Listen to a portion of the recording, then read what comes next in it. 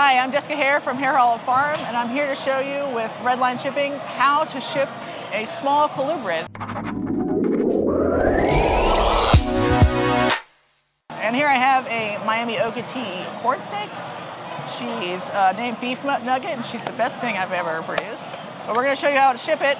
So I like the little square ones because you can fit a lot of them in a big square box if you need to, and they stack really easily.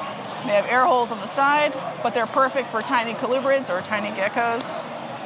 So we need some sort of substrate to hold either humidity for like a humidity-loving species, or in the case of a colubrid who likes to poop a lot, we need to make sure any sort of stool or urates gets absorbed and isn't sloshing around in there. So this is paper towels. You can use sani chip or just anything that can absorb. The way I do it is I orient the door of the square deli like on the opposite side of the air holes. And this is like pretty snug, but we want to be double snug when we're shipping because we don't want tiny colubrids getting out of boxes. So I like an extra piece of tape that's running laterally. So there's still air holes, the snake can still breathe, but we're double sure the snake isn't getting out. Then even for tiny snakes, I know people are like, I use a 7x7x7. Well, I don't. 12x9x6 every time, baby, because we want lots of airspace, we want lots of edge protection in case of crushing. Even a little snake, it's okay to spend $10 more on a slightly bigger box. And if we're using stuff like heat packs, we want to protect this little snake from so much thermal inertia. I don't know how many times I've been shipped a corn snake in a 7x7 with a heat pack.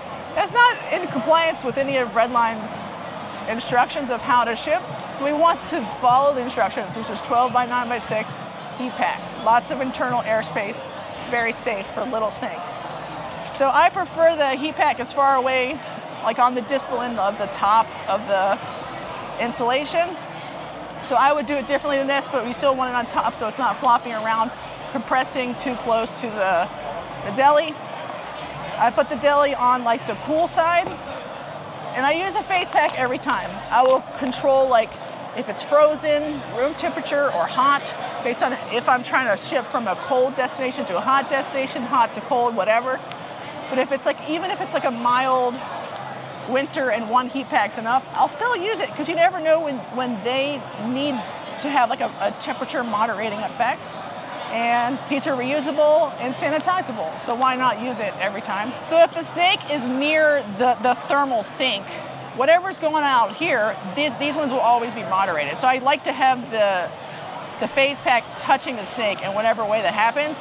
Then you secure the position with bedding.